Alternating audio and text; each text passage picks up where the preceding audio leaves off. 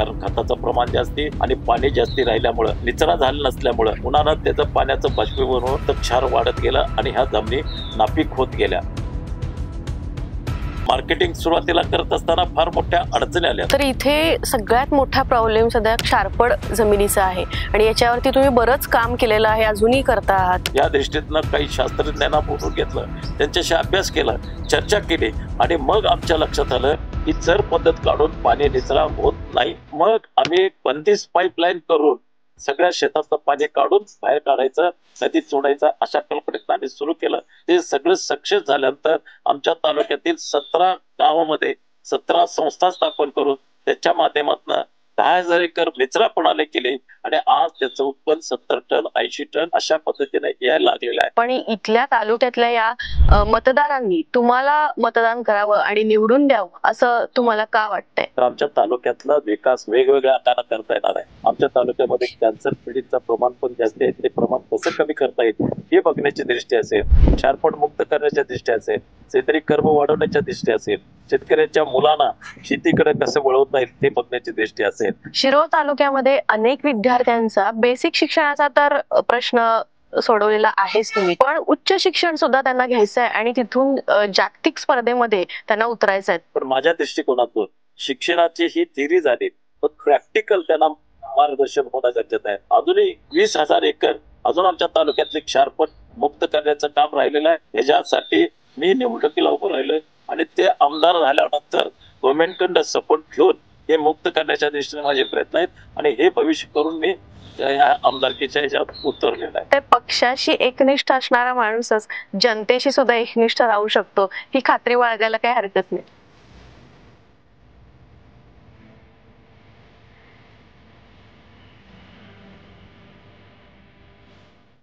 सह्याद्री संवादमध्ये तुमच्या सगळ्यांचं पुन्हा एकदा स्वागत. आज आपण ज्या आदरणीय व्यक्तीला भेटणार आहोत आणि त्यांच्याशी मनमुराद गप्पा मारणार आहोत त्या खरं तर या सच्च्या मातीतील खरा शेतकरी अप्पासाहेब उर्फ सारे पाटील यांचे चिरंजीव श्रीयुत गणपतराव दादा पाटील. नमस्कार दादा. खरं तर आम्हाला खूप छान वाटतंय आज तुमच्याशी आम्ही गप्पा मारणार आहोत, तुम्हाला जाणून घेणार आहोत आणि अख्ख्या महाराष्ट्राला तर खरंच उत्सुकता आहे तुमच्या कार्याबद्दल जाणून घेण्याची. मला पहिल्यांदा जाणून घ्यायचंय की तुमचं लहानपण कसं होतं? माझा जन्म 18/8/1947 चंदूर या गावामध्ये झाला. त्यानंतर मी जांभळी गावामध्ये, आमच्या वडिलांचं गाव जांभळी, आणि तिथं माझे लहानपण गेलं. पहिली दुसरी मी जांभळी शाळेत शिकलो. त्यानंतर आम्ही जयशंपूरमध्ये वडील संघात काम वगैरे करत होते, MD म्हणून होते किंवा सार्वजनिक कामात होते, राजकीय ह्याच्यात होते. त्यामुळे जयशंपूरमध्ये येऊन राहिलो आम्ही. 3री-4थी पर्यंत आम्ही जयशंपूरमध्ये शिकलो. त्यानंतर आत्यांच्याकडे मी इचलकरंजीला शिकायला गेलो, कारण वडील माझे सामाजिक कामात असल्यामुळे शिक्षणाकडे वगैरे त्यांना लक्ष द्यायला वेळ मिळायचा नाही, म्हणून त्यांनी मला इचलकरंजीमध्ये ठेवलं. त्यानंतर 2 वर्षानंतर परत मी जयशंपूरला आलो. जयशंपूरला 7वी-8वी पर्यंत मी शिक्षण घेतलं आणि त्यानंतर परत उत्तूर विद्यालय राष्ट्रसेवा दलाचे चालवलेलं हायस्कूल होतं, आनंद माजगावकर, डॉक्टर देशपांडे, वसंतराव पाटील यांच्या इकडं मला तिथं ठेवलं. मी तिथं 11वी पर्यंत, त्यावेळा 11वी हे म्हणजे यशस्वी समजलं जात होतं. 11वी पर्यंत माझं शिक्षण तिथं झालं आणि त्यानंतर मी कोल्हापूरला राजाराम कॉलेजमध्ये ऍडमिशन घेऊन कॉलेजमध्ये आलो आणि तिथं शिक्षण घेतलं. आणि शिक्षण घेत असताना खेळाची आवड होती, कबड्डीचा कॅप्टन होतो, NCC मध्ये चांगल्या पद्धतीनं काम करत होतो, नेबरिंग स्टेटमध्ये वगैरे मी त्यात भाग घेतलेला होता. पण कबड्डीच्या खेळामध्ये याच्यामध्ये नाव चमकलेलं होतं, काम करत होतो. पण एक दिवस 12वी झाल्यानंतर म्हणजे मला तेच विचारायचं होतं की हा जो प्रवास इथपर्यंतचा तुमचा झाला, प्राथमिक शिक्षण, माध्यमिक शिक्षण, या सगळ्यामध्ये आई वडिलांचं कसं तुमच्या? तरी मला सपोर्ट भरपूर होता, सहकार्य चांगलं होतं. मी पुढे जाऊया अशा कल्पनेत ते मला मार्गदर्शन करत होते आणि म्हणूनच माझं शिक्षण चांगलं व्हावं म्हणून वेगवेगळ्या ठिकाणी चांगल्या पद्धतीनं शिक्षणासाठी मला नीट तिथं ठेवत होते. आणि तिथं देखील मी शारीरिक म्हणा किंवा प्राकृतिक म्हणा किंवा अभ्यासाच्या दृष्टीनं अत्यंत चांगल्या पद्धतीनं तिथं काम करत होतो. आणि 12वी नंतर एक दिवस मला माझ्या वडिलांनी घरी बोलून घेतलं आणि आता तुझं शिक्षण झालेलं आहे, तुला लिहिता वाचता येते, समाजातलं काय घडतंय हे तुला कळण्यासारखं ज्ञान आलेलं आहे, तर तू आता शिक्षण बंद करून शेती करावं आणि शेतीत तू नाव कमावावं अशी माझी प्रामाणिक इच्छा आहे आणि तू विचार कर तुला काय करायचं आहे ते तू ठरव, असं मला त्यांनी बोलल्यानंतर मी 2-4 दिवसानंतर विचार करून त्यांना सांगितलं की ठीक आहे, तुमची जी कल्पना आहे त्या कल्पनेतनं मी जायची तयारी आहे. कारण त्यांची इच्छा होती की शिकून नोकरी न करता शेती करावी. मग त्यांच्या कल्पनेप्रमाणे मी त्यांना सांगितलं की ठीक आहे, तुमची इच्छा जी आहे मी शेती करायला तयार आहे. ठीक आहे म्हटलं, एक 15 दिवस थांब. 15 दिवस मला थांबवून घेतले आणि त्यानंतर 3 महिने मला फार इंडिया सगळं फिरून दाखवलं. सगळ्या चांगले शेतकरी दाखवले, चांगले विद्यापीठ दाखवले आणि शेतीबद्दलचं नॉलेज मला चांगल्या पद्धतीने मिळवून दिले. समाजात काय चाललंय, कशा पद्धतीने चाललंय, सहकारी संस्था कशा चालल्यात, बँका कशा चालल्यात, शेतीतलं काम कसं चाललंय, शेतकरी उत्पादन कसं घेतात, उत्पादन केलेल्या शेतीच्या मालाची प्रक्रिया कशी घेतात, हे सर्व अंगाने मला समजून देण्याचा प्रयत्न त्यांनी केला. आणि त्यानंतर तो शेतीला लाग असं त्यांनी सांगितलं. त्या काळामध्ये सहकारी संस्था आमच्या अडचणीत होत्या, डेअरी पोल्ट्री वगैरे, तर त्यातनं बाहेर, त्या अडचणीतनं बाहेर काढण्यासाठी आम्ही खंडानं 150 ते 200 एकर जमीन खंडानं केली. त्यातलं उत्पादन काढून ते सगळे जे काय अडचणी होते ते दूर करण्याचा प्रयत्न केला.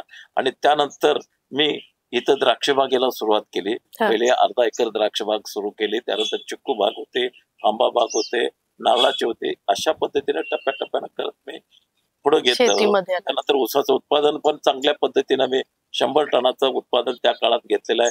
द्राक्षाचं देखील 24 टनापर्यंत उत्पादन घेतलंय. अत्यंत चांगल्या पद्धतीनं शेतीत लक्ष घालून शेती उत्पादन करण्याच्या दृष्टीनं मी प्रयत्न करत होतो. त्यानंतर सोयाबीनचं पीक घेण्याच्या दृष्टीनं मी चांगल्या पद्धतीनं काम करायला शिकलो. आणि अण्णासाहेब शिंदे शेती मंत्री होते, ते स्वतः इथं येऊन सोयाबीनचं पीक पहिल्यांदा बघितले आणि त्यांना मला प्रोत्साहन दिलं. त्या काळामध्ये एकरी 18 क्विंटल मी सोयाबीन काढलं, उत्पादनाचा उच्चांक झाला. आणि मग आमच्या भागामध्ये सोयाबीनचं पीक घ्यायला सुरुवात झाली. आणि मग पीक घेत असताना आमच्या लक्षात आलं की ह्याची प्रक्रिया करण्याची संस्था काढणं गरजेचं आहे. म्हणून आम्ही दत्त सहकारी सोयाबीन संस्था स्थापन केली आणि त्याच्या माध्यमातून सोयाबीनची फॅक्टरी चालू करण्याचा प्रयत्न केला. त्यावेळेला मी चेअरमन म्हणून होतो.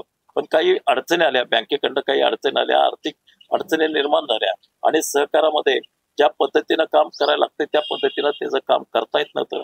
ओपन विक्री करणं, हे करणं नव्हतं, टेंडर पद्धतीनंच विक्री करायला लागायचं. आणि ज्यावेळेला टेंडर काढू त्यावेळेला जे काही व्यापारी असतील ते दर कमी करणं, बाकीच्या गोष्टी करणं अशा होत गेल्यामुळं ते अडचणीत आले. त्यानंतर ते मी बंद केलं आणि संस्था चालू राहायचं ते संपून गेलं आर्थिक परिस्थितीचं नुकसान झाल्यामुळं. त्यानंतर परत मी शेतीकडे लक्ष घातलं आणि 98ला मी आमच्या शेतामध्ये ग्रीन हाऊस पहिल्यांदा केलं आणि 1 एकर ग्रीन हाऊस मध्ये सुरुवात केली. त्यामध्ये गुलाब घेतला आणि ढबू मिरची घेतली. त्यात उत्पादन चांगल्या पद्धतीने यायला लागलं हे लक्षात आल्यानंतर मी अत्यंत चांगल्या पद्धतीनं इथं द्राक्ष बाग माझी 22 एकर होती ती काढली आणि त्यात मी ग्रीन हाऊस करायला लागलो. विना मातीची शेती करायला लागलो. कारण सविस्तर मी सांगत गेलो तर फार वेळ लागेल. विना मातीची शेती म्हणजे काय, कुंड्यामध्ये कोकोपीट भरणं आणि त्यात रोप लावून करणं आणि त्यातनं उत्पादन घेण्याची अशी सुरुवात या ठिकाणी केली. या वेळेला मला हालोनच्या लोकांनी फार मोठ्या पद्धतीनं सहकार्य केलं. कशा पद्धतीनं करायचं, पीएच कंट्रोल कसं ठेवायचं, एसी कशी कंट्रोल ठेवायचं, हे सर्व ज्ञान देऊन मला त्यांनी सुरुवात केली. मग मी 1 एकर पासून टप्प्याटप्प्यानं वाढवत जाऊन 104 एकर पर्यंत ग्रीन हाऊस केलं. आणि त्या ग्रीन हाऊस मध्ये भाजीपाला घेतलेला आहे, ढबू मिरची घेतलेली आहे, गुलाब घेतला, जेरबेरा घेतला, कार्नेशन घेतलं, परत ऑर्किड घेतलं, अंतुरियम घेतलं. अशा सगळ्या पद्धतीची फुलांची प्रक्रिया करून मी या ठिकाणी उत्पादन चांगल्या पद्धतीने घेऊन एक्सपोर्ट चांगल्या पद्धतीने करत गेलो. त्यावेळेला एक्सपोर्ट म्हणून एक इंडियामधला एक मी फर्स्ट फ्लोरिकल्चर मधला एक चांगला एक्सपोर्टर म्हणून माझं नाव त्यावेळेला श्रीनाथ आमचे यांनी दिल्लीमध्ये बोलवून माझा सत्कार पण तेवढा केला गेला. अशा पद्धतीने माझी वाटचाल चालू झाली. आणि ते करत असताना मग मी पहिल्यांदा वीरशैव बँकेमध्ये डायरेक्टर म्हणून सहकारात प्रवेश केला. ते 80 साली झाला माझा प्रवेश. आणि तिथून मग सहकाराची आवड सुरू झाली. शेती बरोबर सहकार करण्याच्या कल्पनेतनं मी जात गेलो आणि अशा पद्धतीनं माझा प्रवास सुरू झाला. शेतीमध्ये तर मी अत्यंत चांगल्या पद्धतीनं नाव कमवलं, उत्पादन चांगलं घेण्याच्या दिशेनं प्रयत्न केला. बाहेरच्या देशातल्या लोकांचं इथे येणं जाणं सुरू झालं. देशातल्या कानाकोपऱ्यातले लोक इथं शेती बघायला यायचे, ग्रीन हाऊस बघायला यायचे, समजून घ्यायचे आणि त्या पद्धतीने त्यांनी करण्याचा प्रयत्न करत होता. अशा पद्धतीनं माझ्या जीवनाची सुरुवात झाली. आणि नंतर 15 साली माझे वडील वारल्यानंतर मला दत्त सहकारी साखर कारखान्याचे चेअरमनशिप मिळाली. आणि त्यानंतर क्षेत्रात तुम्ही आलात, सहकार क्षेत्रात तर तुम्ही आलो होतो. बँकेच्या माध्यमातून मी सहकार क्षेत्रात पहिल्यांदा आलो होतो. त्यानंतर आमच्या इतर संस्था ज्या होत्या, इथं जे समृद्ध बँक होती, मार्केटिंग संस्था होती, इतर सोसायट्या होत्या, पाणी पुरवठा होता, याच्यामध्ये मग लक्ष घालून मी कामाला सुरुवात केली. आणि 15 सालानंतर मी दत्त कारखान्याच्या चेअरमनशिप झालो आणि त्यानंतर माझी सगळी जबाबदारी तिथं आली आणि त्याच्या माध्यमातून शेतकऱ्यांची उन्नती कशी करता येईल हे बघण्याची दृष्टी ठेवलं. ऊसाचं उत्पादन वाढवणं, शेतीकडे तुम्ही वळाला आणि शेतीचे वेगवेगळे प्रयोग तुम्ही करत राहिलात आणि त्यासाठी तुम्ही परदेश दौरे सुद्धा केले. पण सध्याचा युवक असा आहे की मला शेतीतलं काही शिकायचं आहे तर BSc ॲग्री, MSc ॲग्री किंवा त्यातलं आणखीन नॉलेज घेण्यासाठी शिक्षण घेतो. पण तुम्ही 12वी नंतरच या सगळ्यामध्ये आलात तुमच्या वडिलांच्या सांगण्याप्रमाणे. तर या सगळ्या प्रक्रियेमध्ये कधी तुम्हाला वाटलं की शिक्षणाचा अभाव वाटला तुम्हाला कधी? नाही, शेतीमध्ये करत असताना अभाव शेतीकरीचा किंवा BSc ॲग्री झालं पाहिजे असा अभाव वाटला नाही. कारण सगळं प्रॅक्टिकल करत गेलोय आणि प्रॅक्टिकल लोकांचं सहकार्य घेऊन मी चांगल्या पद्धतीनं करण्याचा प्रयत्न केला.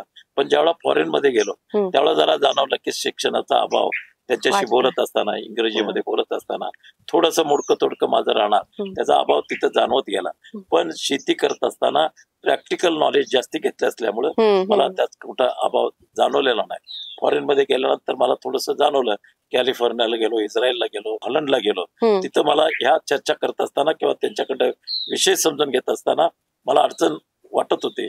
पण मध्यस्थी लोकांच्याकडं सगळे विषय मी समजून घेतलं आणि त्याचं इथं अंमल करण्याच्या दिशेनं मी प्रयत्न केला आणि त्याच दृष्टीनं आम्ही इथं काम केलं आणि उत्पादन चांगल्या पद्धतीने केलं गेलं. नेहमी प्रयोगशील तुम्ही राहत होतात या बाबतीत. हे करत असताना सुद्धा तुम्ही नेहमी जनतेचं हित सुद्धा बघायचं, त्यांना रोजगार मिळेल किंवा त्यांनाही यातलं शिकायला मिळेल. तर ते कशा पद्धतीने साध्य करत होतात? नाही, इथं मी ज्यावेळेला काम करत होतो त्यावेळेला माझ्याकडे लोक यायचे, संपर्क असायचा, वडिलांच्या मुळे लोकांचा संपर्क असायचा. त्यांच्या काय अडचणी असतील ते सोडवण्याच्या दृष्टीने प्रयत्न करत होतो. इथं काम करणारे कामगार 900 कामगार माझ्याकडे त्यावेळेला काम करत होते. त्यांच्या वैयक्तिक अडचणी, त्यांच्या घरातल्या काय अडचणी असेल ते सोडवण्याचा माझा सातत्यानं प्रयत्न असायचा.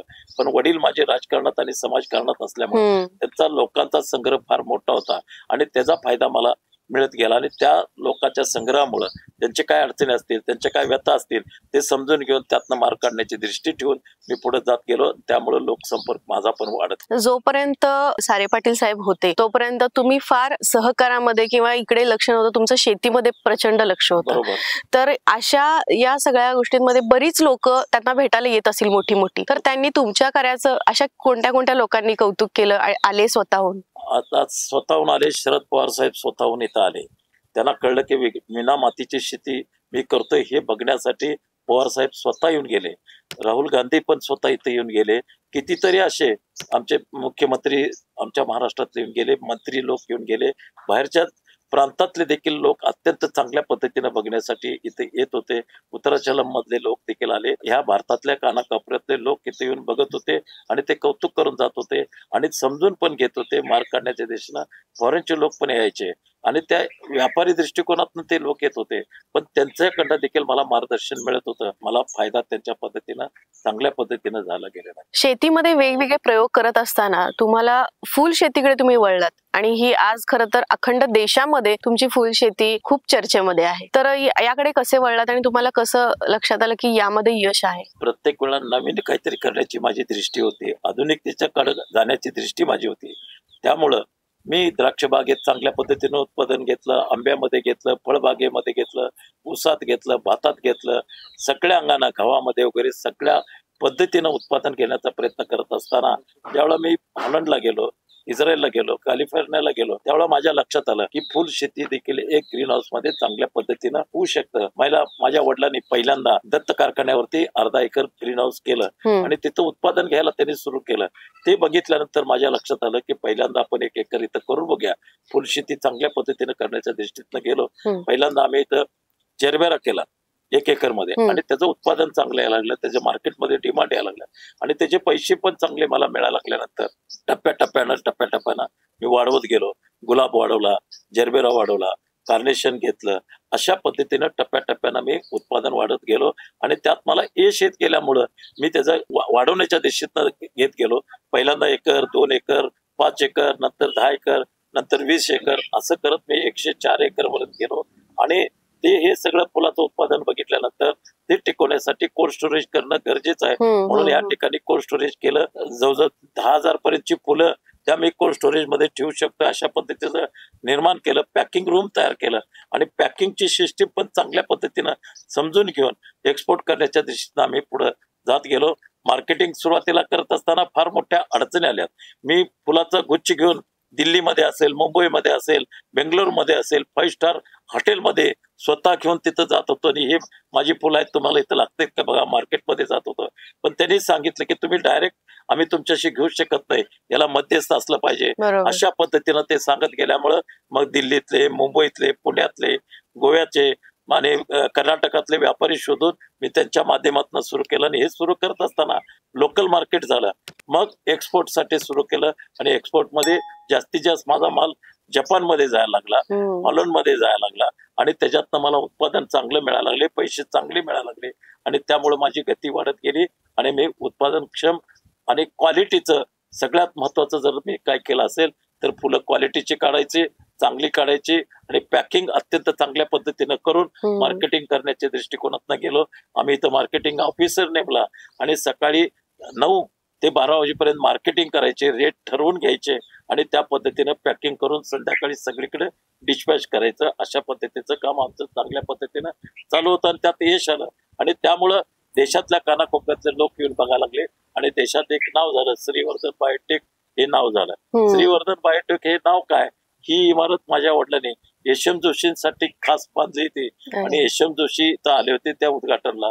यशवंत जोशींचं नाव श्रीधर, हे श्री आणि अच्युतराव पटवर्धन यातलं वर्धन असं ह्या इमारतीचं नाव दिलं गेलं आणि तेच नाव आम्ही आमच्या युनिटला श्रीवर्धन असं नाव दिलं आणि त्या नावाला देशभर जगात देखील श्रीवर्धन हे नाव आणि अत्यंत चांगल्या पद्धतीनं फेमस झालं आणि शेतकऱ्यांच्या कल इकडे यायला लागला आणि आमच्या तालुक्यातले शेतकरी देखील हे समजून घेऊन अशा पद्धतीनं पिकं करण्याच्या दृष्टीनं प्रयत्न केले गेले आणि चांगल्या पद्धतीनं उत्पादन घेऊन आम्ही पुढे गेलो आणि पैसे पण चांगले मिळत गेले. शिरोळ तालुका खरं तर शेतीमध्ये खूप प्रगतशील म्हणून जाणला जातो, तर इथे सगळ्यात मोठा प्रॉब्लेम सध्या क्षारपड जमिनीचा आहे आणि याच्यावरती तुम्ही बरंच काम केलेलं आहे, अजूनही करता आहात, तर या संदर्भात काही सांगाल का? आमचा शिरोळ तालुका हा म्हणजे सुपीक तालुका आहे, काळे जमिनी असणाऱ्या, सकस जमीन असणाऱ्या अशा आहेत आणि आमच्या तालुक्यातले आदरणीय सारे पाटील साहेब असतील, आदरणीय रत्नापन्ना असतील, यांनी ह्या तालुक्यात सुपीकता आणण्यासाठी किंवा जमिनीला पाणी मिळवून देण्यासाठी इरिगेशन स्कीम प्रत्येक गावात केले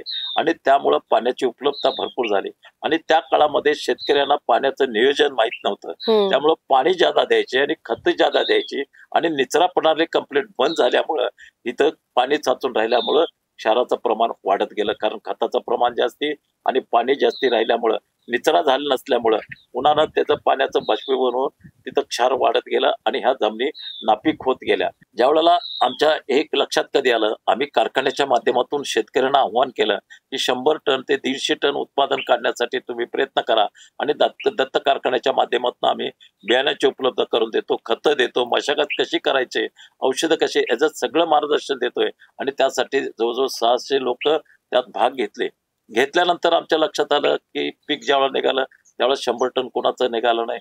त्याचं कारण शोधण्यासाठी आम्ही आमच्या महाराष्ट्रातल्या सगळ्या शास्त्रज्ञांना इथं बोलवलं. ऍग्रिकल्चर मधले जवळजवळ 14-15 प्रतिष्ठित शास्त्रज्ञांना बोलवलं आणि त्यांच्या समोर आम्ही सगळा प्रश्न मांडला की असं हे सगळं केलं असताना 100 टन निघत नाही, 150 टन निघत नाही, त्याचं कारण काय?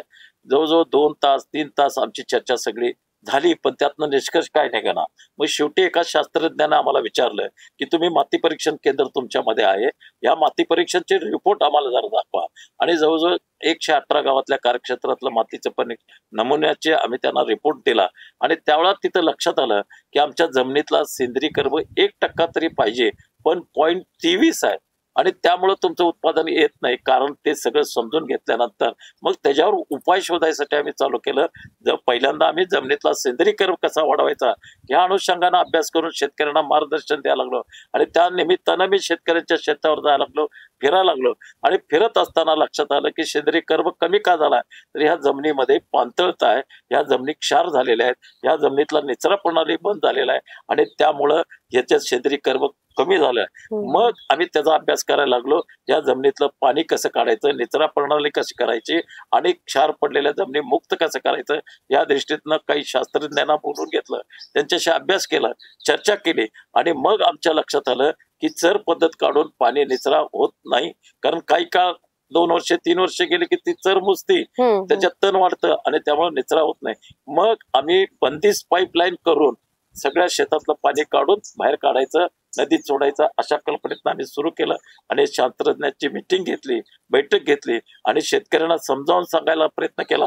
पण शेतकरी कुणीच समजून घेण्याच्या मनस्थितीत त्यात नव्हते. 3, 4, 5 वेळा आम्ही मिटिंगा घेतल्यानंतर मग ट्रायलसाठी 100-150 एकरचे शेतकरी तयार झाले आणि तिथं ट्रायल आम्ही घेतली. मेन पाईप टाकले, जमिनीतनं सच्छिद्र पाईप टाकून त्या मेन पाईप मध्ये घेतलं आणि ते नदीत पाणी सोडलं. हे सक्सेस झाल्यानंतर मग जवळपासचे सगळे शेतकरी तयार झाले आणि तिथं शेडशाळमध्ये 900 एकरचे सगळे शेतकरी एकत्र आले. त्यांची संस्था, सहकारी संस्था स्थापन केली आणि त्या संस्थेच्या माध्यमातून त्यांची आर्थिक परिस्थिती बिकट होती, तरी त्या जमिनी पडीक म्हणून त्यात लिहिलेल्या होत्या, नापीक म्हणून लिहिलेल्या 7 बाऱ्यावरती होतं. तरी देखील आम्ही आप्पासाहेब सारे पाटील जयशंभर उद्योग बँकेतनं त्यांना कर्ज द्यायचं तयारी दाखवली आणि मग शेतकरी तयार झाले आणि 900 एकरचं हे काम चालू झाल्यानंतर ते सगळं सक्सेस झाल्यानंतर आमच्या तालुक्यातील 17 गावामध्ये 17 संस्था स्थापन करून त्यांच्या माध्यमातून 10,000 एकर निचरा प्रणाली केली आणि आज त्यांचं उत्पन्न 70 टन 80 टन अशा पद्धतीने यायला लागलेलं आहे. अजूनही 20,000 एकर अजून आमच्या तालुक्यातले क्षारपट मुक्त करण्याचं काम राहिलेलं आहे. पाणथळ झालेलं जमिनीचं काम राहिलेलं आहे.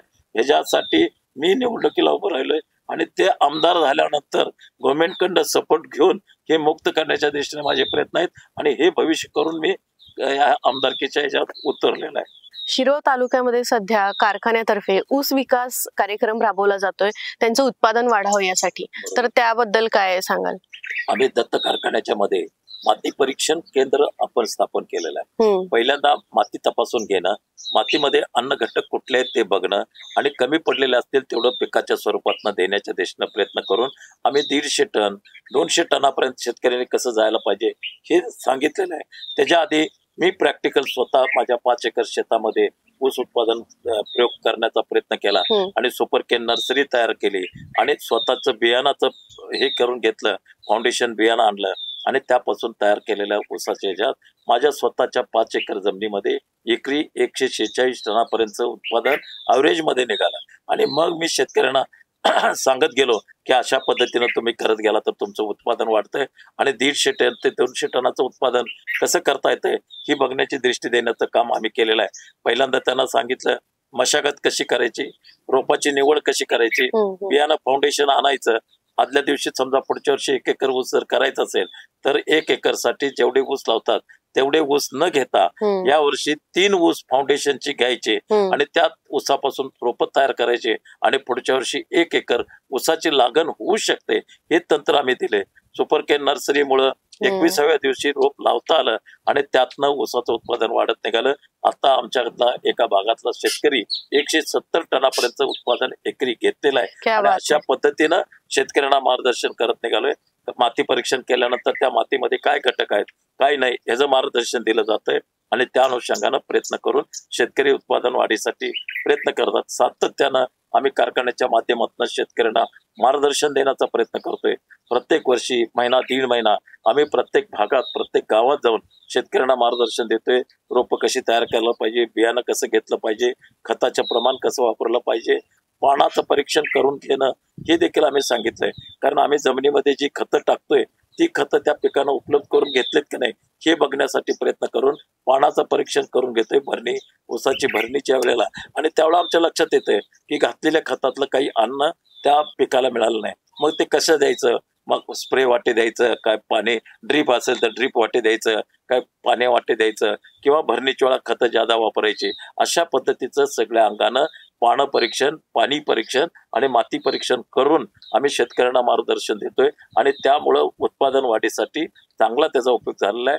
दत्त कारखाना हा सातत्यानं शेतकऱ्यांचं हित जपण्यासाठी, ऊसाचं उत्पादन वाढीसाठी अत्यंत चांगल्या पद्धतीनं प्रयत्न करतोय. आपली जमीन शाबूत राहण्यासाठी देखील जमिनीतला सेंद्रिय कर्ब कमी झालाय आणि त्याच्यासाठी देखील आम्ही पालापाचोळा पिटू देत नाही, पालापाचोळा कट करून जमिनीत गाडण्याचा प्रयत्न करतोय. त्यानंतर सेंद्रिय खताचा वापर करण्याचा सांगतोय.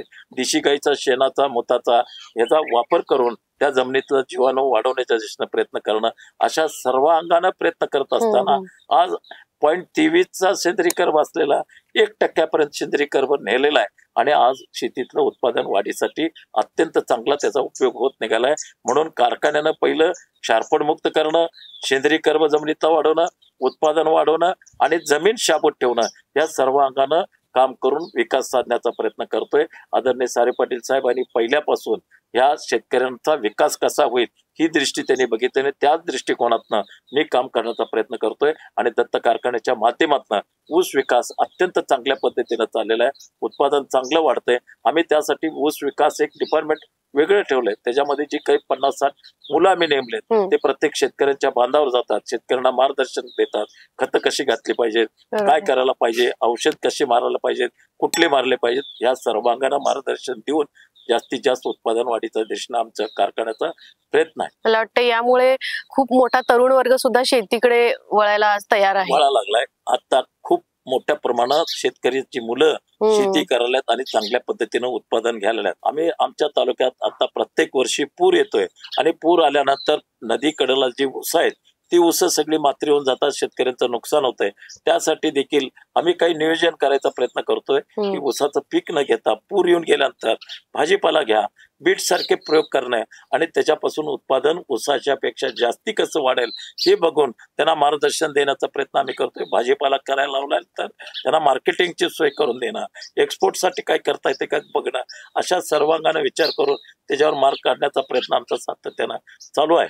आणि पूरबाधित ऊसा देखील प्रथम क्रमांकानं आम्ही दत्त कारखान्यात पहिल्यांदा आणतो, त्यांचे गाळतो आणि त्यांचं नुकसान टाळण्याचा प्रयत्न आम्ही करतोय. शिरोळ तालुक्यालाच नव्हे तर सांगली कोल्हापूर जिल्ह्याला सुद्धा आता कृष्णा, पंचगंगा, वारणा, दूधगंगा या चारही नद्यांचा खरं तर महापुराचं संकट जे आहे ते मला वाटते बऱ्याच वेळा येऊन गेलेलं आहे. आणि माझ्या माहितीनुसार अलमट्टी धरणाची उंची सुद्धा वाढवण्यात येणार आहे असं ऐकलंय. तर या सगळ्यावरती काय नियोजन करता येईल आणि तुमचे पुढचे काय इरादे आहेत त्या संदर्भातले?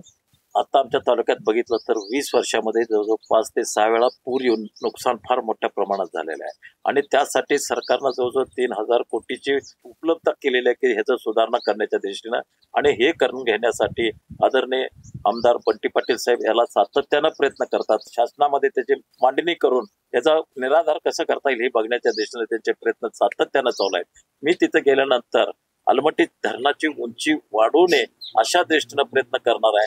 आणि त्याचबरोबर आमच्या तालुक्यामध्ये जे नुकसान होतंय टप्प्याटप्प्यानं नियोजन करून पाणी कसं सोडता येईल, काय करता येईल. आणि उन्हाळ्यात समजा अलमट्टीच्या तिथं जर पाणी कमी पडतंय असं वाटत असेल तर आमच्याकडले राधानगरी धरण असेल किंवा कोयना धरण असेल याच्यातून पाणी सोडून त्यांना कसं उपलब्ध करून देता येईल ही बघण्याची दृष्टी सरकारनं घेऊन त्यातनं प्रयत्न केला तर फार मोठ्या प्रमाणात हे नुकसान टळणार आहे. आणि यासाठी मी विधानसभेमध्ये गेल्यानंतर याचा पाठपुरावा करून याचं निरसन कसं करता येईल ही बघण्याची दृष्टी मी ठेवणार आहे. म्हणजे यासाठी दोन्ही राज्यांचा समन्वय असणं आणि दोन्ही राज्याचा समन्वय घेऊन कशा पद्धतीने करता येतील ही बघण्याची दृष्टी ठेवणार आहे.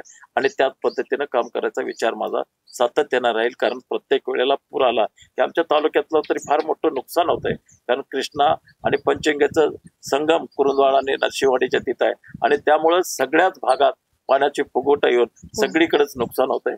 हे टाळायचं असेल तर नियोजन करणं गरजेचं आहे. सरकार दरबारामध्ये बसून याचं कशा पद्धतीने नियोजन करता येते, काय करता येते याचा विचार करण्याची दृष्टी ठेवून मला तिथं काम करायचं. मला वाटतं शासनाकडून सुद्धा खूप मोठा निधी यासाठी कोल्हापूर जिल्ह्याला फार मोठा निधी जवळजवळ 3,000 कोटीचा निधी उपलब्ध झालेला आहे. आणि त्या निधीचा उपयोग कसा करून घ्यायचा याच्यासाठी बंटी पाटील साहेब अत्यंत प्रयत्न करतात आणि त्यांच्याच प्रयत्नामुळे हा निधी उपलब्ध झालेला आहे. याचे नियोजन करून कशा पद्धतीचा वापर करून याचा धोका कसा टाळता येईल हे बघण्याची दृष्टी मी तिथे गेल्यानंतर देखील त्यांचा पाठपुरावा करण्याच्या दिशेनं माझे प्रयत्न असतील. आतापर्यंतचं तुमचं कार्य पाहूनच मला वाटते महाविकास आघाडीने तुम्हाला अधिकृत उमेदवारी जाहीर केलेली आहे. त्याबद्दलची तुमची प्रतिक्रिया काय आहे? महाविकास आघाडीने मला जी उमेदवारी दिली त्याच्याबद्दल मी समाधानी आहे. कारण आदरणीय शरद पवार साहेब असतील, आदरणीय उद्धव ठाकरे साहेब असतील आणि आमचे काँग्रेसचे नेते असतील या सगळ्यांनी मिळून मला काँग्रेसच्या माध्यमातून तिकीट मिळवून दिलंय. महाविकास आघाडीच्या माध्यमातून या तिन्ही लोकांनी बसून मला निवडून दिलेलं आहे. त्याबद्दल मी फार समाधानी आहे, आनंदी आहे. कारण ह्या निमित्तानं मी जर आमदार झालो तर आमच्या तालुक्यातला विकास वेगवेगळ्या अंगाने करता येणार आहे. वेगवेगळे प्रश्न आमच्या समोर आहेत. रोजगारांचा प्रश्न आहे, रोजगार मेळावे घेऊन त्यांचे प्रश्न कसे सोडवतात त्याची पद्धत आहे. महिलांच्या बाबतीतला आहे. बाकी सर्व गोष्टीचं आमच्या तालुक्यामध्ये कॅन्सर पीडितचं प्रमाण पण जास्त आहे. ते प्रमाण कसं कमी करता येईल हे बघण्याची दृष्टी असेल, क्षारपण मुक्त करण्याच्या दृष्टी असेल, सेंद्रिय कर्म वाढवण्याच्या दृष्टी असेल, शेतकऱ्यांच्या मुलांना शेतीकडे कसं वळवता येईल ते बघण्याची दृष्टी असेल. आणि आज एक समाजामध्ये एक समजूत झाली की शेतकऱ्यांच्या मुलांना मुली देणं हे जे समाजातलं आहे ते धुवून काढण्यासाठी प्रयत्न करणं आणि शेतकऱ्यांचं उत्पादन वाढवून त्यांची विचाराची दिशा चांगली बदलून कशा पद्धतीनं आमचं व्यवहारातले चांगले दिवस आणता येईल ही बघण्याची दृष्टी माझी सातत्यानं असेल. सातत्यानं काम करण्याचा प्रयत्न माझा सातत्याचा असेल. कोरोनाच्या काळात देखील मी सातत्यानं लोकांना मदत करण्याची दृष्टी ठेवून गेलो. पूर परिस्थितीत देखील आम्ही त्या पद्धतीनं काम करण्याचा प्रयत्न करत गेलो आणि अशा पद्धतीचं काम करण्याची दृष्टी ठेवलोय. माझ्या समोर काही नियोजन आहे. पूरबाधित ऊसाचं कसं करायचं, ते होऊ नये नुकसान म्हणून काय करायचं, कॅन्सरच्या बाबतीत काय करायचं, कशा पद्धतीनं करता येईल, अशा पद्धतीचे विचार करून मी या निवडणुकीचे मध्ये उतरलेला आहे.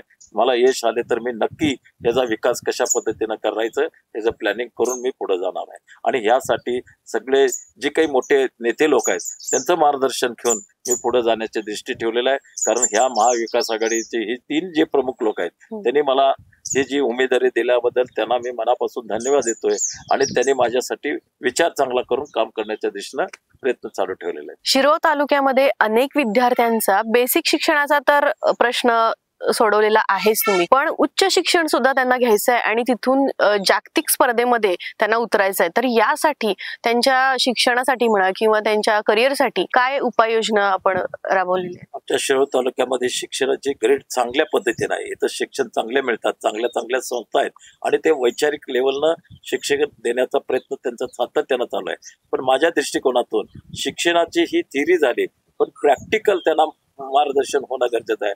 प्रॅक्टिकल त्यांना समजून देण्याची गरज आहे. कौशल्य कशा पद्धतीचं पाहिजे हे समजून देण्याची गरज आहे आणि ते निर्माण करण्यासाठी माझे सातत्यानं प्रयत्न राहतील. कारण आमच्याकडे ITI आहे, पॉलिटेक्निक आहे, त्यातनं मुलं शिकतात, पण प्रॅक्टिकल त्यांना जाऊन उद्योगधंद्यामध्ये नेणं, त्यांना मार्गदर्शन देणं, समजून घेणं, अशा पद्धतीचं कौशल्य मिळवण्यासाठी जे काही करता येईल ते करण्याची दृष्टी ठेवून मी काम करणार आहे. पण आमच्या तालुक्यामध्ये अत्यंत चांगल्या पद्धतीनं शिक्षण संस्था चालू आहेत. पण ही थिअरीचं झालं, पण प्रॅक्टिकल त्यांना असणं गरजेचं आहे. जे कौशल्य पाहिजे एखाद्या धंद्याबद्दल ते मिळवून देण्याच्या दिशेने जे काही करता येईल ते करण्याची गरज राहणार आहे. स्पर्धा परीक्षेसाठी देखील आमची मुलं तयार आहेत. त्यांच्यासाठी वेगळं दालन तयार करणं, त्यांना वेगवेगळ्या वाचनालयाचे उपलब्ध करून देणं आणि त्यांना मार्गदर्शन देऊन स्पर्धा परीक्षेमध्ये कसं पुढे जाता येईल ते बघण्याची दृष्टी ठेवण्याचं आहे. आमच्या भागातले कितीतरी मुलं पोलीस भरती झालेत, मिलिटरी भरती झालेत, त्यांना आमच्या कारखान्याच्या माध्यमातून मार्गदर्शन तिथं केलं जातंय. त्यांना ग्राउंड आहे, सगळ्या अंगाने व्यायामशाळा आहे आणि त्यांना मार्गदर्शन देण्यासाठी देखील आम्ही शिक्षक तिथं नेमलेला आहे. अशा पद्धतीनं काम करण्याची दृष्टी ठेवून मी पुढे जायचा विचार करतोय. विद्यार्थ्यांना पुढे जाण्याची दृष्टी फार मोठी आहे आणि ह्यांना स्पर्धा परीक्षेमध्ये त्यांना चांगलं यश येण्यासाठी आम्ही आमच्या इथं स्पर्धा परीक्षेचे केंद्र निर्माण करणं, त्यांना पुस्तकाची उपलब्धता करून देणं आणि त्यांना मार्गदर्शन देण्याच्या दृष्टीनं विचार करणं, अशा विचारानं देखील आम्ही निघालोय. आमच्या दत्त कारखान्यावरती पॉलिटेक्निकच्या तिथं आम्ही अभ्यासिका ठेवलेल्या आहे, तिथं वेगवेगळ्या पद्धतीची पुस्तकं आणून ठेवलेल्या आहे आणि त्यांना मार्गदर्शन देण्याचं देखील आम्ही काम चांगल्या पद्धतीनं करतोय. याचा फायदा विद्यार्थ्यांना चांगल्या पद्धतीने होतोय. तिथं पोलीस भरती असतील, मिलिटरी भरती असतील, अशासाठी लोकांना देखील आम्ही तिथं नियोजन करून मार्गदर्शन देण्याचं काम करतोय. कितीतरी मुलं पोलीस भरती झालेत, मिलिटरीमध्ये भरती झालेत. सहकारी साखर कारखान्याच्या माध्यमातून व्यायामशाळा ठेवलेल्या आहे.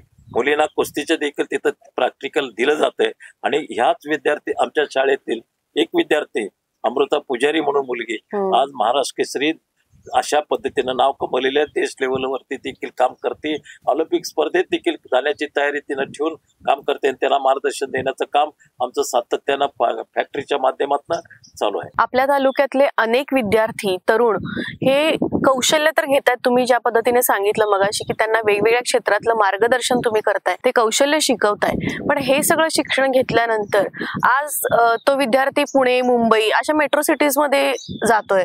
तर याचं काय कारण आहे? कारण आपल्या इथे IT कंपन्या नाहीयेत तसं बघायला गेलं तर, पण याच कंपन्या आपल्या इकडे आल्यात तर आपली माती सोडून तो विद्यार्थी जाणार नाही. आमच्याकडं IT कंपन्या आणण्याच्या दिशेनं प्रयत्न आम्ही करत राहू आणि ते झाल्यानंतर इथले विद्यार्थी किंवा इथली मुलं बाहेर जाणार नाहीत, त्या दृष्टीने देखील आमचे प्रयत्न असणार आहे. ज्याची जमीन कमी आहे, शेती कमी आहे, अशीच मुलं बाहेर काम करायला जातात आणि त्यांचं इथंच कशी सोय करता येईल, इथंच कंपन्या वेगवेगळ्या आणून कशी करता येईल ही बघण्याची दृष्टी देखील ठेवून आम्ही काम करणार आहे. आयटी कंपन्या इथं कशा येतील, त्यांच्यासाठी काय प्रयत्न करायला लागेल हे बघून जाण्याचा दृष्टीचा प्रयत्न आमचा सातत्यानं असणार आहे. खरं म्हणजे आता दक्षिण भारतामध्ये तुम्ही बघितला तर आयटी कंपनी वेगवेगळ्या ग्रामीण भागात देखील जाऊन काम करायला लागलेत. तशा पद्धतीनं आमच्या तालुक्यामध्ये किंवा आमच्या भागामध्ये आयटी कंपनीचे कोणी येऊन काम करत असतील तर त्यांच्याशी चर्चा करून निर्णय घेऊन किंवा त्यांना जी सुविधा लागते ती उपलब्ध करून देण्याचे प्रयत्न आमचे राहतील आणि इथल्या मुलांना बाहेर न जाता आपल्याच तालुक्यात कसं काय त्यांना उपलब्ध करून देता येईल, नोकरी असेल किंवा बाकीच्या गोष्टी असेल ते उपलब्ध करून देता येईल आणि त्याच्यामुळे देखील आमच्या भागातली तरुण मुलं लघु उद्योग देखील करायचा प्रयत्न करतील. त्यांना लागणारं जे काही मटेरियल असेल ते निर्माण करून देण्याचा प्रयत्न आमच्या तरुण मुलांना करता येईल अशा पद्धतीचा विचार करून आम्ही प्रयत्न करणार आहोत. ग्रामीण भागाचा तर विकास साधला आहे, साधत आहातच, पण आपल्या इथे जयसिंगपूर, शिरोळ, कुरुंदवाड याचं सुद्धा खूप वाढतं शहरीकरण सध्या सुरू आहे. पण या सगळ्या वेळी तुमचं काय प्लॅनिंग पुढचं आहे की त्याची प्रत्येक व्यवस्था तुम्हाला बघावी लागणार आहे? तुम्ही म्हणताय ते बरोबर आहे. आमच्या तालुक्यात 3 जयसिंगपूर, शिरोळ आणि कुरुंदवाड हे नगरपालिका असणारे शहर आहेत आणि ह्या शहराचं विस्तारीकरण फार मोठ्या प्रमाणात वाढलं आणि विस्तारीकरण होत असताना त्यांना सुविधा कशा पद्धतीने उपलब्ध करून देता येईल, मग ते पाण्याची असेल, विजेची असेल, पाण्या निचरा होण्याची पद्धती असतील, हे कसं करता येईल ही बघण्याची दृष्टी ठेवून चांगल्या पद्धतीनं काम करण्याचा विचार आम्ही ठेवू आणि विस्तारीकरणाबरोबर तिथे मुलांना खेळायसाठी ग्राउंड असेल, अमुक असेल, या ज्या काही गोष्टी लागणार आहेत हे सर्वांगानं त्या भागात जाऊन अभ्यास करून ते सोडवण्याच्या दिशेने प्रयत्न करण्याचे सातत्याने माझे विचार असतील.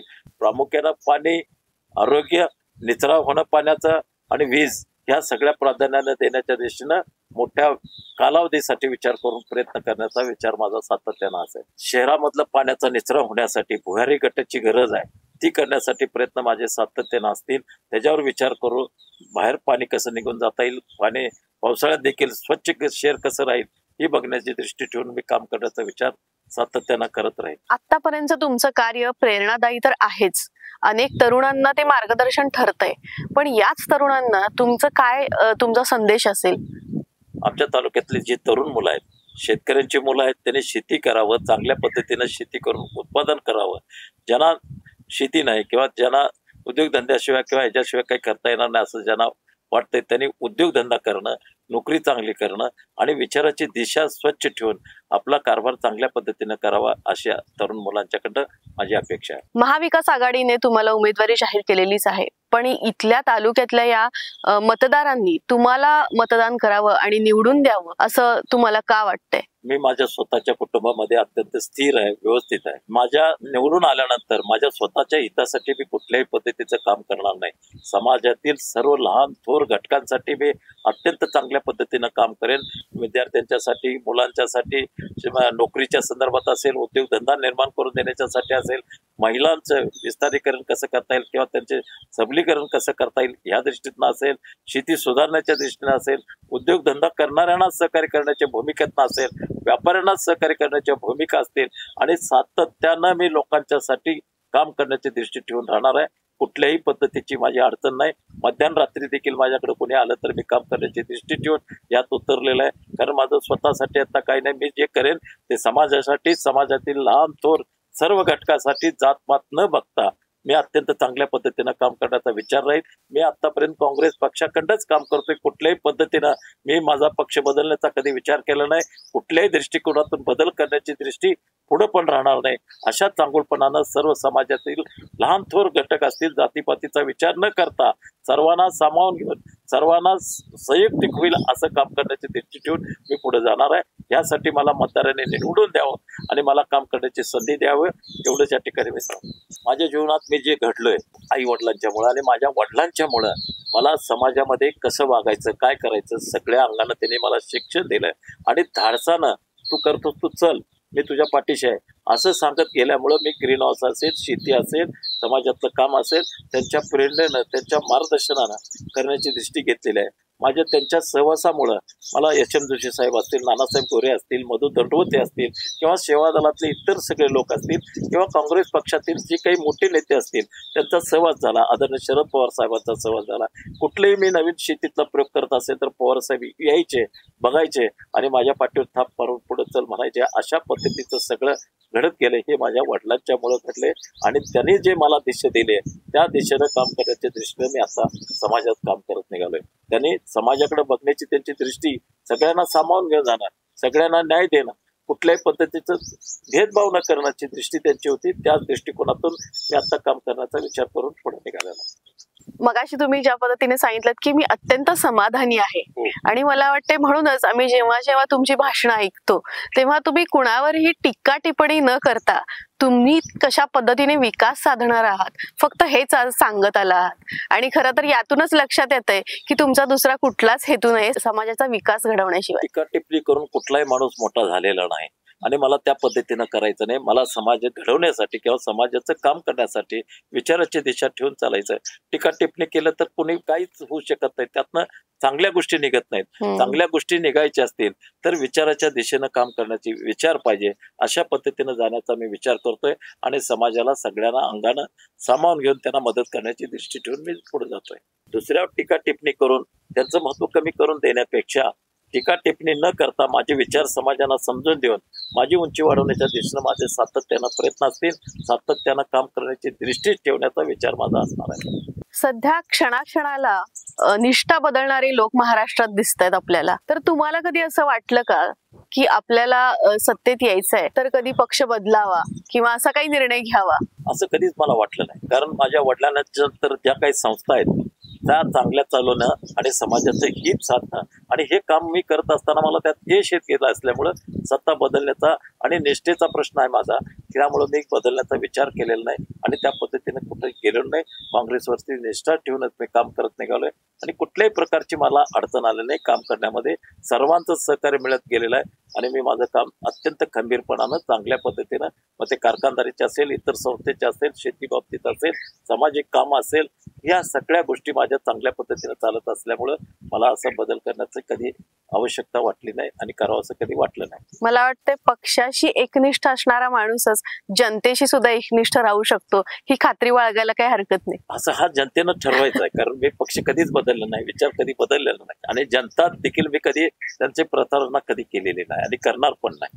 खरं तर सारे पाटील साहेबांचं कार्य इतकं उत्तुंग आहे जे देशाला माहिती आहे आणि त्यांचा वारसा पुढे घेऊन जात असताना खूप मोठी जबाबदारी तुमच्यावरती आज आहे. आणि ही जबाबदारी पेलत असताना कधी दडपण आलंय का त्याचं? नाही, दडपण असं नाही, पण त्यांच्या विचारात कुठे विसंगतीपणा येऊ नये अशा दृष्टीने विचार करून मी काम करण्याचा प्रयत्न केला. कारण मी चुकीचं केलं तर माझ्या वडिलांचे आतापर्यंत मिळवलेलं कुठंतरी त्यांना धोका निर्माण होईल किंवा त्यांच्या नामावर चुकीचं काही निघू नये अशा विचारानं मी काम करण्याचा प्रयत्न केलेला आहे आणि त्यांच्या विचाराची दिशा धरूनच केलेला आहे. मी कुठलं चुकलं तर त्यांचा एक वेगळी दिशा निर्माण होईल असं होऊ नये यासाठी मी काम करत राहिलोय. त्यांची दिशा ही योग्य आहे आणि त्यांच्या दिशेनं मी काम करण्याचा प्रयत्न करतोय. ते एक माझे वडील जरी असले तर एक आदर्श व्यक्ती म्हणून मी त्यांच्याकडे बघत केलेलं आहे. वडिलांचा वारसा पुढे घेऊन जात असताना त्यांच्या सोबतचा एखादा प्रेरणादायी किस्सा तुम्हाला आठवतोय का? मला त्यांनी फार प्रेरणा दिली समाजात कसं वागलं पाहिजे. मी जरी आमदार असेल किंवा मी एका कारखान्याचा चेअरमन असेल त्याचा वापर न करता तू तुझं जीवन जगलं पाहिजे अशा पद्धतीची प्रेरणा होती. एक जीवनात माझी अशी घटना घडलेली आहे. मी मोटरसायकलनं शेतीकडे येत होतो आणि त्यावेळेला माझे वडील व्हाईस चेअरमन फॅक्टरीचे होते आणि पेट्रोल पंपावरनं पेट्रोल घेतलं जात होतं आणि त्यांची गाडी, कारखान्याची गाडी तिथंच पेट्रोल भरायला आली आणि मी पण मोटरसायकलीत पेट्रोल भरण्यासाठी तिथं गेलो आणि ते गाडीत भरत असताना अर्धा लिटर पेट्रोल त्यांचं शिल्लक राहिलं कारण ती टाकी फुल झाली होती आणि ड्रायव्हरनं आग्रह करून माझ्या गाडीत त्यांना अर्धा लिटर पेट्रोल घातलं आणि हे ड्रायव्हरला साहेबांनी विचारलं किती लिटर पेट्रोल घातलास, काय काय केलं. त्या ड्रायव्हरनं सांगितलं असं असं राहिलेलं अर्धा लिटर मी त्याच्या गाडीत घातलं. संध्याकाळी आल्यानंतर त्यांनी स्वतःचा राजीनामा लिहिला आणि माझ्या हातात दिले. हे तू घेऊन जाऊन चेअरमनच्या हातात द्यायचं. मी म्हटलं का, तुझा काय अधिकार आहे, त्या संस्थेचे पेट्रोल तुला घ्यायचा काय अधिकार आहे? मी व्हाईस चेअरमन आहे, मी माझं काम आहे, तुझं आहे, तू का घेतलंस? 3 तास मला असे छेडले. त्यानंतर मी माफी मागितल्यानंतर थांबले एवढं मला त्यांनी त्यावेळेला शिक्षण दिलेलं आहे. संस्थेचा पैशाचा वापर वैयक्तिक जीवनासाठी करायचा नाही, ही त्यांची शिकवण मला आजही जीवनामध्ये उपयोगी पडते. अशा पद्धतीचं शिक्षण त्यांनी मला दिलेलं आहे. अर्धा लिटर पेट्रोलसाठी त्यांनी मला 3 तास छेडले होते, हे लक्षात घेऊन चाला.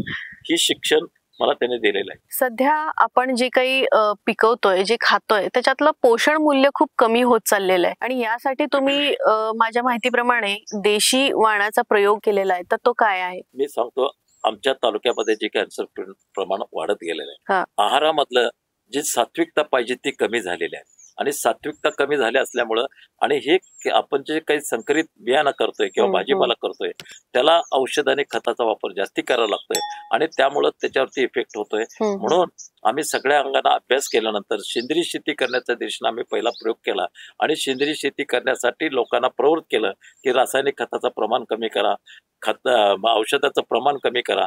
हे करत असताना देखील विचारानंतर आमच्या लक्षात आलं की सात्विक आहार जर करायचा असेल तर पूर्वीच्या काळामधले जे काही बियाणं होते, ते भाजीपालाचं असेल, अन्नधान्याचं असेल, कडधान्याचे असेल, हे बियाणं आपण आणून शेतकऱ्यांना देणं आणि त्याचा वापर शेतकऱ्यांनी आपल्या कुटुंबासाठी करून आपली प्रकृती चांगलं ठेवणं, याचा विचार केल्यानंतर 15 सालापासून मी त्या बियाणाच्या मागे लागलो. एक दोन बियाणं आणून शेळशाळ मधल्या 150 महिला ज्या काही बचत गटाच्या होत्या त्या महिलांच्याकडे दिलं आणि त्यांनी आज 5 वर्षामध्ये एवढ्या मोठ्या प्रमाणात त्याचा बियाणाची उपलब्धता करून दिलेली आहे आणि ते लोकांना आम्ही देतोय. भाजीपाला घरात आपल्या पुरतं तरी खाण्यासाठी असेल, कडधान्य असेल, धान्य असेल, याचा वापर केल्यामुळं आपल्या प्रकृतीमध्ये प्रतिकार शक्ती वाढण्याची क्षमता निर्माण झाली आणि अशी पिकं करण्याच्या दिशेने आम्ही प्रयत्न करतोय. सेंद्रिय शेती करण्यासाठी लोकांना प्रवृत्त करतोय. सेंद्रिय शेतीचं ऊस देखील आम्ही सेंद्रिय करून साखर पण निर्माण सेंद्रिय केली आणि त्याचा मार्केटमध्ये जरा म्हणावं त्या पद्धतीनं उठाव झाला नसल्यामुळं आम्ही थांबलो. नाहीतर सेंद्रिय शेती करण्यासाठी देशी गाईचं महत्व पटवून दिलं आणि देशी गाईच्या शेणाचा मताचा वापर करून सेंद्रिय शेती करता येते अशा पद्धतीचा प्रयोग केला आणि त्यातनं करत असताना देशी बियाणाचं आमच्या डोक्यात संकल्पना आली आणि देशी बियाणाचं, कारण कसं आहे, संकरित बियाणं भाजीपाला 2-2.5 महिन्यामध्ये निघतं आणि देशी बियाणाचं त्याला कालावधी जास्ती लागतोय. त्यामुळे त्याच्यामधली जी ताकद, प्रतिकार शक्ती वाढण्याची जी ताकद असते ती होती. म्हणून आम्ही देशी बियाणाची बँक काढलेली आहे. 150 महिला त्याच्यावरती काम करतात आणि चांगल्या पद्धतीनं आज महाराष्ट्रात म्हणा किंवा आमच्या तालुक्यात म्हणा किंवा जिल्ह्यामध्ये म्हणा त्याचा एक प्रचार चांगल्या पद्धतीने व्हायला लागलाय. बाहेरचे लोक येतात, बघतात, काही खरेदी करून घेऊन जातात. अशा पद्धतीनं एक दिशा द्यायचं काम आम्ही वेगळ्या पद्धतीनं केलेलं आहे. ज्यावेळेला कॅन्सर पेशंटचं प्रमाण आमच्या तालुक्यात जास्ती झालं असं आमच्या लक्षात आलं, त्यावेळेला कनेरी मठाच्या स्वामींच्या माध्यमातून किंवा त्यांच्या सहकार्यानं किंवा त्यांच्या विचारानं आम्ही गोपरिक्रमा या ठिकाणी चालू केली आणि त्याचा इफेक्ट आमच्या तालुक्यात झाला. देशी गाईच्या त्या सगळ्या मुताचा शेणाचा वापर करून सेंद्रिय शेती निर्माण करणं आणि असं करत केलं असल्यामुळं आता कॅन्सरचं पेशंटचं प्रमाण कमी होत निघालंय आणि आता देशी बियाणाचा एक आपण वापर करत निघालोय. आणि आता जी आमच्या तालुक्याबद्दलची चर्चा होती पूर्वी की इथलं पीक जे केव्हा असेल भाजीपाला विक्री करायला गेल्यानंतर त्याच्यात कॅन्सर होते, असा आता कुठलाही भाग राहिलेला नाही. त्याचं प्रमाण कमी होत निघालंय आणि तालुक्यामध्ये कॅन्सरच्या प्रमाणाच्या बाबतीत जो विचार होता तो देखील कमी होत निघालेला आहे. विचार आता करून शेतकरी देखील आवश्यक असेल तेवढीच खतं वापरतोय, आवश्यक असेल तर रासायनिक औषधाचा वापर करतोय आणि चांगल्या पद्धतीनं उत्पादन काढून ग्राहकांना चांगल्या पद्धतीनं मिळवून देण्याच्या दिशेनं प्रयत्न चालू आहे आणि कॅन्सरच्या बद्दलचा देखील आता प्रमाण कमी होत निघाले. विचाराची दिशा स्वच्छपणानं निघाली. शिरोळ तालुक्याबद्दलचा जो विचार होता कॅन्सरचं, कारण इथं जे काही भाजीपाला पिकला जातोय त्याच्यावर औषध मारले जातात, खताचं प्रमाण वापरलं जातंय, हे सगळं लक्षात आल्यानंतर आम्ही सगळ्या शेतकऱ्यांना मार्गदर्शन देऊन त्याचं प्रमाण कमी केलंय. ते जे काही एक लोकांच्या बाहेरच्या विचार होता की इथले भाजीपाला खाल्ला की असं, तसं आता कुठलंही राहिलेलं नाही. सगळा हा विचार पुसून काढलेला आहे आणि अत्यंत स्वच्छपणानं सगळं व्यवहार चालू झालेला आहे. आता बरेच बचत गटातल्या महिला ज्या आहेत त्या वेगवेगळं उत्पादन घेऊन आज समोर येतात आपल्या, पण त्यांना एक चांगली बाजारपेठ मिळावी यासाठी तुमचा काय प्रयत्न आहे? आमच्या तालुक्यामध्ये बचत गट भरपूर आहेत, त्यांच्या माध्यमातून प्रोडक्शन पण चांगलं करतात. त्यांना मार्केटिंग मिळवून देण्याच्या दिशेने आमचे प्रयत्न असतील. आम्ही या बचत गटाच्या माध्यमातून निर्माण केलेलं आमच्या दत्त भांडारच्या माध्यमातून त्यांना स्टॉल पण निर्माण करून दिलं, त्यांना वेगवेगळ्या पद्धतीनं मार्गदर्शन देण्याचा प्रयत्न केला. इथून पुढे देखील त्यांनी केलेल्या प्रॉडक्टसाठी स्टॉल निर्माण करून देणं किंवा मार्केटिंग निर्माण करून देण्याची दृष्टी आमची सातत्यानं राहील आणि महिलांचा विकास कसा होईल ही बघण्याचा विचार आमचा सातत्यानं राहील. हा. आता आमच्या शेतकऱ्यांनी उत्पादित केलेल्या मालासाठी किंवा बचत गटाच्या महिलांनी जे काही प्रोडक्शन करतील त्याचे ई माध्यमातून किंवा ऑनलाईन वरनं मार्केटिंग करण्याची सोय देखील आम्ही त्यांना उपलब्ध करून देऊ, की जेणेकरून बाहेरच्या लोकांना त्याचा उपयोग करता कसा येईल आणि त्यांनी मागणी केल्याप्रमाणे तिथं माल पाठवून देण्याची देखील व्यवस्था कशी करता येईल ते बघण्याची दृष्टी ठेवून आम्ही पुढे जाणार आहे. आता शेतकऱ्यांच्या बाबतीतला एक प्रश्न सांगतो की पूर परिस्थितीत निर्माण झाल्यानंतर ऊस बुडला की त्याचं नुकसान होतंय. ते नुकसान टाळण्यासाठी भाजीपाला निर्माण करणं आणि त्याच्या मार्केटिंगची व्यवस्था निर्माण करून देणं हा देखील विचार आमच्या डोक्यात आहे आणि त्या पद्धतीनं आमचे प्लॅनिंग चालू आहे. शेतकऱ्यांच्या 1-2 मिटिंगा पण आमच्या झालेल्या आहेत आणि ते चांगल्या पद्धतीने चालू आहे. आमच्यात त्यात ते तरुण शेतकरी आहेत, भाजीपालामध्ये देखील इतके उत्पादन चांगले काढायला लागलेत. एकरी जवळजवळ 10-10 लाखाचे 15-15 लाखाचे 3-3 महिन्यात उत्पादन काढायला लागलेत. यांना मार्गदर्शन देण्याचं काम देखील आम्ही फॅक्टरीच्या माध्यमातून सातत्यानं करतोय आणि ही तरुण पोरं अत्यंत चांगल्या पद्धतीने उत्पादन शेतीतल्या भाजीपाल्यात असेल असे एक युनिट पण आम्ही तयार केलेत आणि अशा 2-3 मिटिंगा ही तरुण मुलं भाजीपाला करणाऱ्यांची मिटिंगा पण घेऊन त्यांना मार्गदर्शन देण्याचं काम केलेलं आहे. आता बारामतीमध्ये जी कृत्रिम बुद्धीचा वापर करून शेती करावं असे जे प्रयोग तिथं झालेले आहेत त्याचा देखील प्रयोगाचा वापर करून आम्ही इथं शेतकऱ्यांना कृत्रिम बुद्धीचा वापर करून शेती कशी करता येईल हे देखील मार्गदर्शन देण्याच्या दृष्टीने आमचे विचार आहेत. 1 दिवसाचा सेमिनार पण आम्ही शेतकऱ्यांच्या वतीने घेतलाय आणि यानंतर आम्ही ते देखील विचार करून पाण्याची बचत कशी होईल, औषधाचं प्रमाण कमी कसं करता येईल हे सगळ्या अंगाचा विचार करून शेतकऱ्यांना मार्गदर्शन देण्याचा विचार आमचा सातत्यानं राहील. एक प्रयोगशील आणि प्रगतिशील शेतकरी म्हणून तर तुम्ही सगळ्यांनाच माहिती आहात आणि खरंच आमच्या सह्याद्री संवादच्या सदिच्छा आहेत की तुम्ही आमदार म्हणून सगळ्यांसमोर याल आणि सर्वांगीण विकास तुम्ही सगळ्यांचा साधाल याची खात्री वाटते. आणि सह्याद्री संवादकडून पुन्हा एकदा तुम्हाला या सगळ्या प्रवासासाठी खूप खूप शुभेच्छा. आभारी आहे. नमस्कार. सह्याद्री संवादच्या माध्यमातून अशा अनेक मान्यवरांना आपण भेटत असतोच. यांचे विचार तुम्हाला जाणून घ्यायचे असतील तर व्हिडिओला लाईक करा, शेअर करा आणि चॅनलला सबस्क्राईब करा. धन्यवाद.